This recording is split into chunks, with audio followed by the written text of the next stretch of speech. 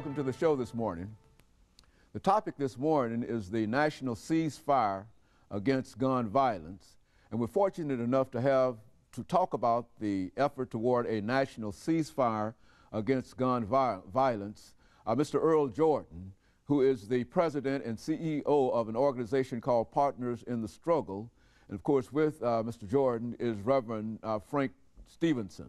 Reverend Stevenson is the pastor of St. Luke Primitive Baptist Church in Nashville, Tennessee. And of course, Reverend Stevenson and Mr. Jordan, let me welcome both of you to the show this morning to talk about what we consider to be a very, very important and indeed a timely issue, and that is some kind of effort to stop all of this craziness in reference to gun violence. Right. And we want to talk about that today, Mr. Jordan, but before we do that, let's have you and later Reverend Stevenson to give us some information about your background, your education, and some of the things that were important in terms of eventually leading you to become active in this effort. Right.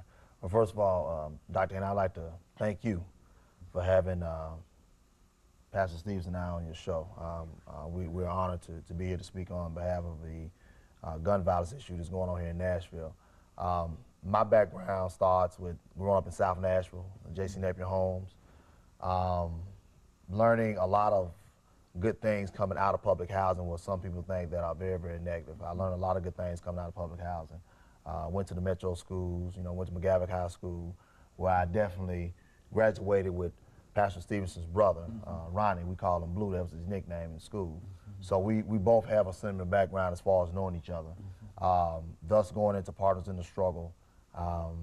October 17th of 1995, there was a little girl by the name of Adrian Nicole Dixon who was murdered at the Hickory Hollow Mega Market. Same time, a month earlier, September 23rd, 1995, my daughter, Clinicia, was born. And being a first-time father, I thought, what would I do if something like that was happening to my child?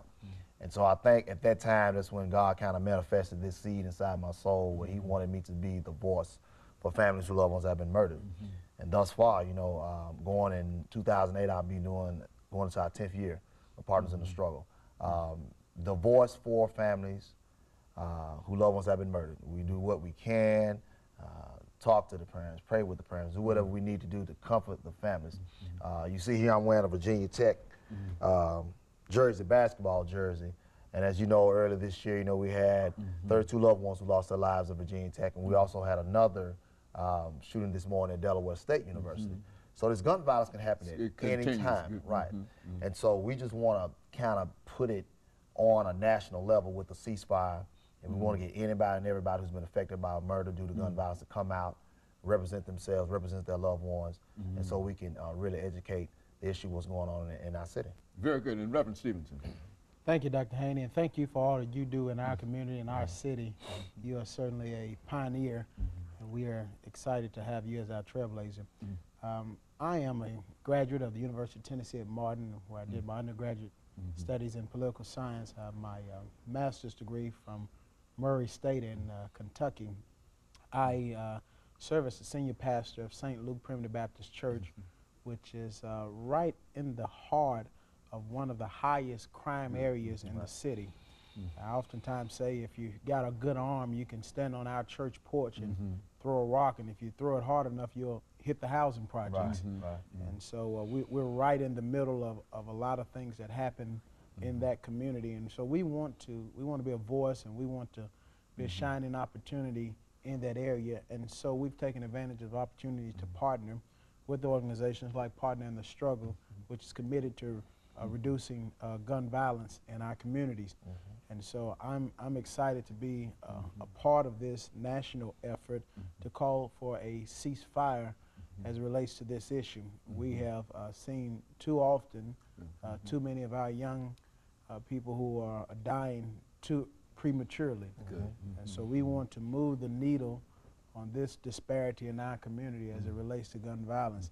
We recognize that gun violence, it moves into a lot of areas, and so you can't look at it in silo, and so we're excited that you have challenged us to have this conversation here just today. And of course we'll have our first commercial break within the next 30 or 35 seconds. But I think that this is what we wanted to do, to assemble the two of you, and when we come back, We want, I guess, Brother Jordan to talk about something that we've talked about time and time again, the causes dealing with all of this violence. We know that whether we look back in the 10 or 15 years from now, I mean, back 10 or 15 years ago, we're still talking about basically some of the same causes and et cetera. And so we want to make sure that we do that again and therefore be able to at least lay the foundation for why we ought to have this ceasefire conference. Of course, we'll be back with our audience following this very, very short commercial break.